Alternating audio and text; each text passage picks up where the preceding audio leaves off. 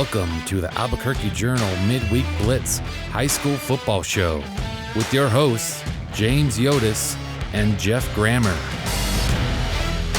This show is sponsored by Western New Mexico University. Hi, everyone. I am James Yodice. I am the high school sports editor of the Albuquerque Journal. Welcome to the Midweek Blitz, the Journal's weekly podcast on high school athletics. We've largely been talking about football this fall.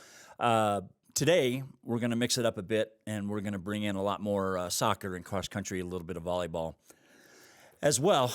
So we got a lot to do, so why don't we hop into it right away. We're into semifinal weekend in the 11-man classes, 6A through 3A. We'll talk a little bit about that toward the second half of the show. We're actually going to start this week with state soccer.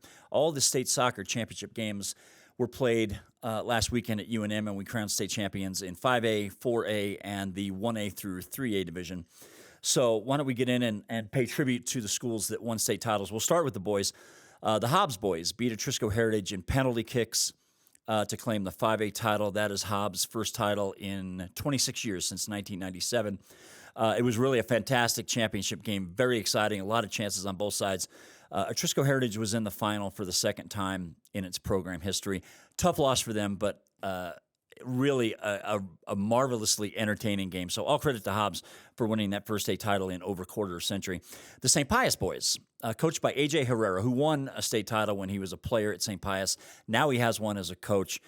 St. Pius beat Hope Christian 1-0 in overtime. St. Pius winning state for the first time since 2008. So congratulations to the Sartans, who have always been such a stellar program. And A.J. Herrera, the Sartans coach, really has been intent on getting them back to that level. So congrats to St. Pius. And then also we had kind of a new state champion with New Mexico Military Institute from Roswell, which beat Sandia Prep, the number one seed, 4-2 in the 1A through 3A state final.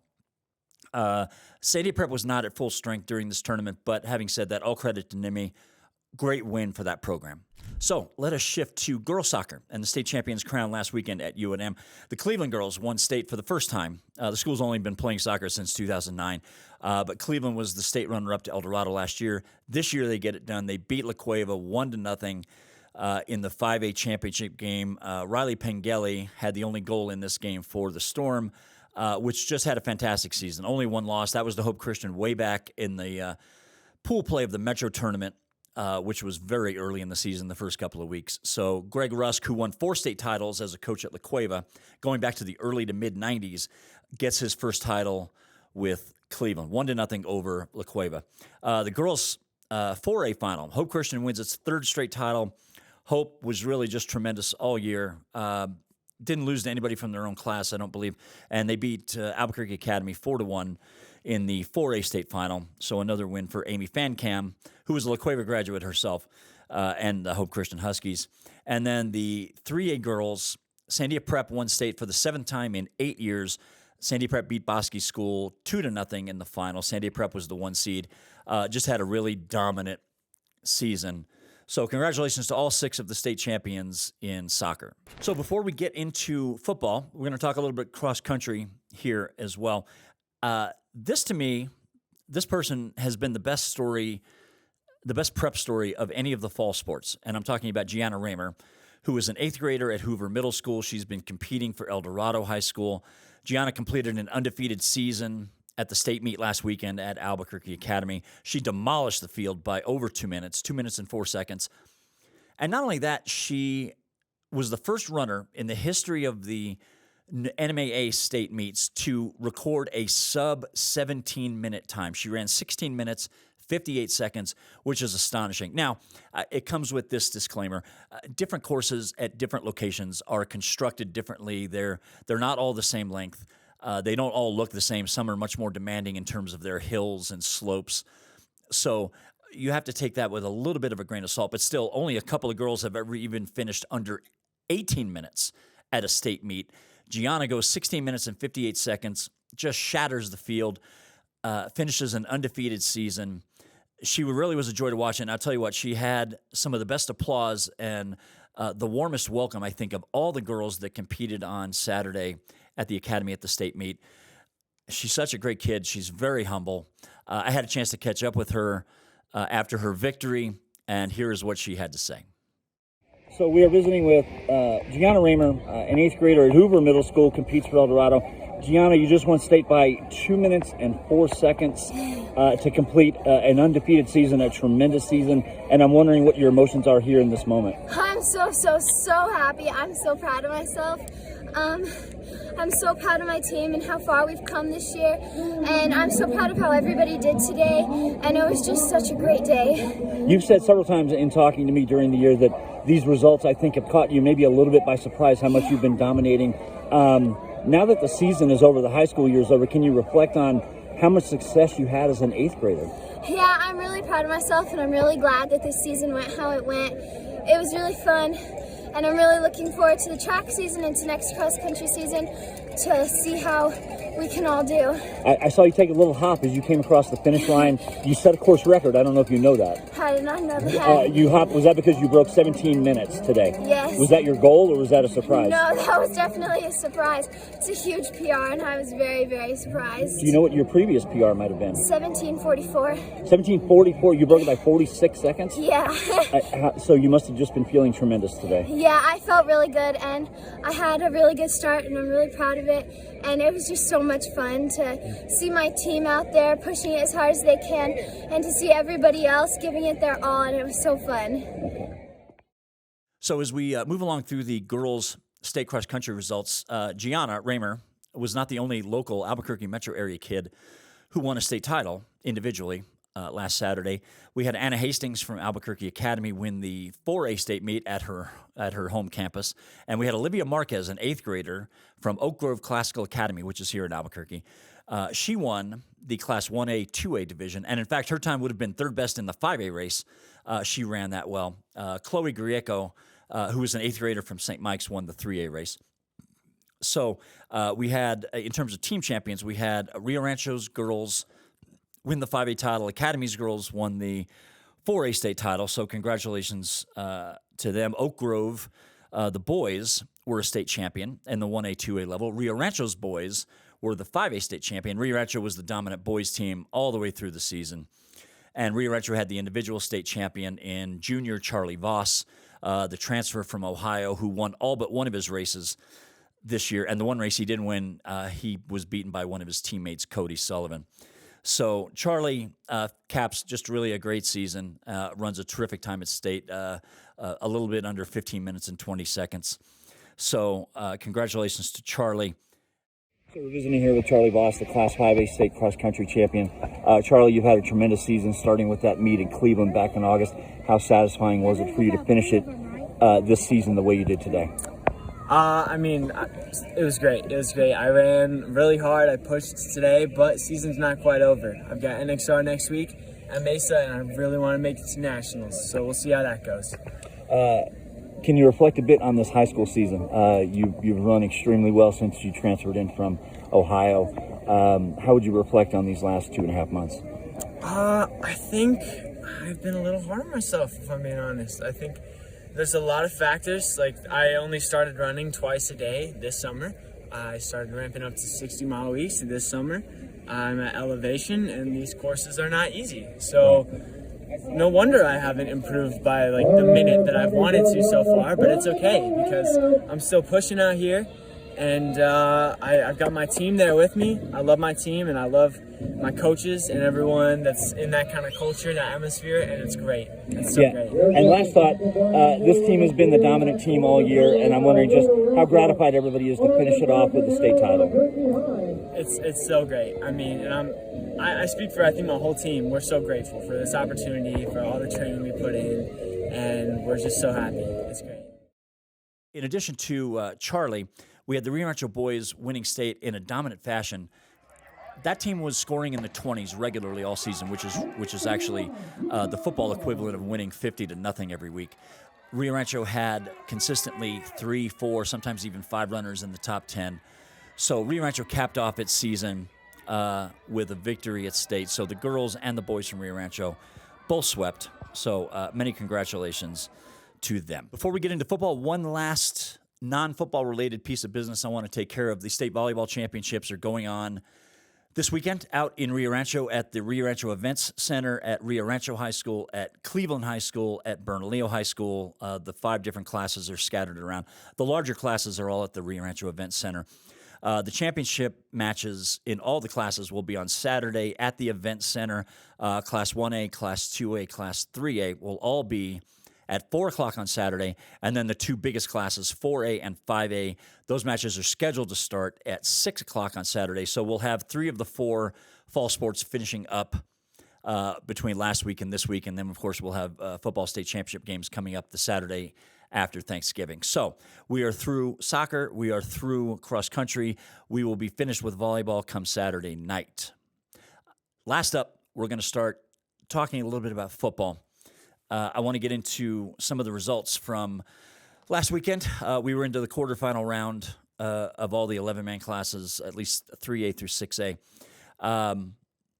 We had 2 upset wins by seed. I wouldn't describe Rio Rancho's victory over Sandia. That was 38-6. Rio Rancho was a 5 seed. Sandia was the 4 seed. I would not describe this as a big upset. I thought Rio Rancho was the better team coming into the playoffs anyway. But Rio Rancho is a 5 seed. They have advanced. So we're visiting with Rio Rancho quarterback J.J. Ariano after Rio Rancho beat Sandia 38-6 tonight here at Milne Stadium. A really dominating showing by you guys on both sides of the ball. Talk to me about how efficient this team was tonight. We just came out ready to go. We came out on offense strong. We knew we had to win the first quarter in order to take over the game. We had to put points up early in order to take over the game, and we did that well. I want to ask you specifically about your run. It's right near the end of the half. You guys started that drive from your 2, and then boom, you hit an 84-yarder. Man, that seemed to be the backbreaker. Yeah, I mean, Race had a great block on that, and the O-line, they did their job, and it was there, and it just ended up being... So you're going to halftime up 24-0 as opposed to 17-0, and I'm wondering what the mood was after that big play. It felt like that took everything out of Sandia. Yeah, I mean, we got really confident, and we put this game on our shoulders, and we ran with it. What was that play call? Looked like just a draw. It was just a QB counter. Right. Yeah. So this team is going to get Cleveland again next week at your place. They beat you guys up pretty good a couple of weeks ago. Let's talk quickly about that. What's going to need to happen for you guys to change the outcome next time? Just coming out with more energy, coming out stronger, coming out just ready to go, ready to battle. We know they're a good team, and we'll be ready for them. We had, of course, the number 1 seed Cleveland beat Hobbs 45-0 as Cleveland's defense continues just to dominate everybody they play. We had not Piedra Vista. We had La Cueva beat Farmington for the second time in 3 weeks, 45-6. So La Cueva, the 3rd seed, they are into the semifinals. And then the big surprise was the number 7 seed Las Cruces, which beat the number 2 seed Centennial 38-34 at the Field of Dreams, and the Bulldogs stopped Centennial at the 1-yard line on the last play of the game. So all credit to Coach Mark Lopez and Las Cruces. They are a 7 seed. They advance as well. We're going to talk about the matchups for this week coming up here shortly, but so we've got those games that took place in 6A. 5A, we had the number 1 seed Roswell beat up on Mayfield 50-0. The number 2 seed Artesia beat Los Alamos 57-14. The number 3 seed Piedra Vista beat Valley 30-6. And then we had Deming, the number 5 seed, went to Roswell, beat the number 4 seed Goddard 33-0. Really put a beating on them. And this was a team, Goddard, that beat Deming by 3 touchdowns in the regular season. So Deming turned things around by about a 50-plus point margin between the first game and the second game. So Deming, Roswell, Piedra Vista, Artesia into the semifinals in 5A. In 4A, the top 4 seeds, and this was the one class where it was pretty obvious which 4 teams were the best 4 in the state from very early on this year. And sure enough, these are the 4 teams that are left. We're talking about number 1 seed Bloomfield, who's undefeated. Bloomfield pounded Academy last weekend, 55-0. The number 2 seed Lovington beat Espanola Valley 52-0. The number 3 seed is Silver. They beat Aztec 28-14. And the number 4 seed Portales beat Bernalillo 17-0. So those top 4 seeds, those were, in my opinion, those were always going to be the 4 teams at the end. It was going to take something extraordinarily special to knock one of them off. So now we're down to the real meat and bones in that classification. So good semifinals to look forward to. We'll talk about them in a minute. 3A. So we have the 1, 2, 3, and the 5 seeds all advancing into the semifinals. St. Michael's, the 1 seed, had a really tough time. As a matter of fact, St. Mike's had to score all 21 of its points in the 4th quarter. and beat Raton 21-14. So the Horsemen were on the ropes for most of this game before coming back and winning and advancing into the semifinals. The 2 seed Robertson handled Socorro 45-13. The 3 seed Cobre just demolished Dexter 40-0. I picked Dexter in this game. I look foolish. I've got to eat my words and take ownership of that. I was expecting a much closer game there, but Cobre, a really big physical team, really put it to the Demons. That was a lopsided result that I didn't quite anticipate. And then we had the 5 seed New Mexico Military Institute from Roswell beat West Las Vegas 35-8 up in Las Vegas. That was the one upset. That was the 5-4 game. So that was a bit of an upset there. But Nimi is playing with a lot of confidence right now, and we'll talk about their semifinal matchup coming up as well. The 2A had their semifinals over the weekend, and we got the top 2 seeds that advanced. Number 1 Eunice just crushed Tularosa 54-0. I picked Tularosa in that game. I'm not even going to bother to tell you how embarrassed I am about that one. And the number 2 seed, Texaco, beat Santa Rosa. Their very fierce rival, 29-21. So we have Eunice and Texaco coming up in the 2A final. And before we get into some of the matchups for the semifinals in 3A, 4A, 5A, and 6A, plus the championship game in 2A. Wanted to give a quick shout-out to the 8-man and the 6-man state champions that were crowned last weekend. The 8-man champion is Melrose. Melrose really beat up on Clayton, an underdog team, the 7 seed, 50-0. So Melrose wins the 8-man title. The co-op of Roy and Mascaro upset the number 1 seed, Gateway Christian. Gateway is located in Roswell. 46-38 in the 6-man championship game. So congratulations to the kids from Roy and Mascaro. That game was played in Roy. So a title there for that group as well as for Melrose and 8-man. Education and training at Western New Mexico University is accessible from every corner of the land of enchantment, providing limitless opportunities toward success for more than a century. And now, through the New Mexico Opportunity Scholarship, tuition and fees are covered for anyone looking to start or start over. Along with free tuition, books are always included for every WNMU student, assuring your only worry is how far you can actually go. Lift off toward your future and endless potential at WNMU today. Okay, everyone. So we're going to get into quick blasts on each of the 5 classifications that remain in prep football. We're going to start with the 6A semifinals, which are both on Friday night here in the metro area. Las Cruces playing La Cueva at Wilson Stadium. Cleveland is playing at Rio Rancho. Cleveland is the number 1 seed, but they owe Rio Rancho a visit. So we will start with Cruces and La Cueva. La Cueva has won 8 games in a row. They have scored over 45 points in 7 of the 8 games during this win streak. They've been playing phenomenal football. Their defense has really been getting better. Las Cruces comes in. They've got a sophomore quarterback, Gunnar Guardiola, a sophomore running back, Daniel Amaro, that La Cueva is going to have to deal with on Friday night. So Cruces comes in as the 7 seed, La Cueva the 3 seed. At Rio Rancho, you've got Cleveland, which is 8-3, and really have just been roughing up everybody they've been playing, including Rio Rancho, who the Storm beat 37-0 in the regular season finale on October 27th. Rio Rancho is going to have to find a way, either with quarterback J.J. Ariano or running back Race Ramirez, to move the chains against this Cleveland defense, which nobody has been able to do yet. So both 6A games, 7 p.m. on Friday. Semifinals in football coming up Saturday, number 1 Roswell at number 5 Deming, and then we have number 3 Piedra Vista at number 2 Artesia. We have Roswell, which is undefeated.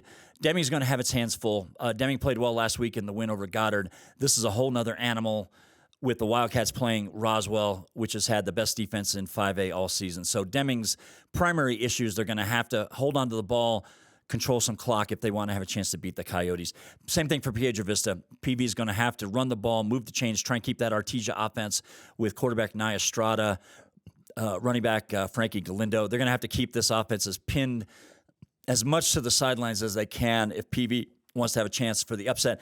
PV and Artesia played in the state final last year up in Farmington, a game that Artesia won. So Deming and Piedra Vista coming in as prohibitive underdogs this week. For a football semifinals coming up both on Saturday at 1 o'clock, we have Silver traveling to Lovington, the number 3 seed at the number 2 seed, and we have Bloomfield, the number 1 seed, that has to travel this week to number 4 Portales. That is going to be a really fascinating game. Bloomfield undefeated. Portales only has one loss, which was to Lovington at the end of the regular season. So two really good quarterbacks in this game. Spencer for Bloomfield, Culpepper for Portales. But Bloomfield's defense has not allowed a single point to any team from New Mexico since September 1st. Think about that. Portales has that facing them on Saturday. The other game, Silver's really good defense is going to travel to Lovington. The Wildcats, as we said, are the number 2 seed. This is a team with a lot of offensive weapons, so Silver's defense, which has been solid against most everyone except Bloomfield, is really going to have its hands full with this road trip. Silver, I know, is leaving Friday for this game. So you got Silver's really good defense taking on a very versatile Lovington offense. So 4A semifinals on Saturday, 1 o'clock. The 3A football state semifinals are both Saturday at 1 o'clock. We have Nimi, the 5 seed, playing in Santa Fe against St. Michael's. The 1 seed, Cobre, the 3 seed, playing at number 2, Robertson. Both those games 1 o'clock Saturday. Cobre and Robertson played the lowest scoring regular season game in the state this year. Robertson beat Cobre 3-0 early in the year. Cobre's big physical team going to have to go on the road, and they're going to have to deal with Robertson's intimidating home crowd and try and get to the final for the first time in about a decade or so. The other game, Nimi feels like it's got a fighting chance in this game. The Colts have been playing some good football. They had a big win over Dexter in the district. And then, of course, they beat West Las Vegas on the road last week. Now they're going back on the road to play the Horsemen, who showed some vulnerability last week in the quarterfinals. So Nimi maybe has a more than a puncher's chance in this game. But you got 4 teams. Any one of the 4, I think, same with 4A, could come out on top when we get to championship Saturday. Class 2A football final is Saturday afternoon, 1 o'clock at Texaco High School. Texaco's located right on the New Mexico-Texas border, a little bit east of Clovis. You've got the number 1 seed, Eunice, playing the number 2 seed, Texaco. What's really interesting about this game is these two teams played in the regular season in Eunice, but only finished one half.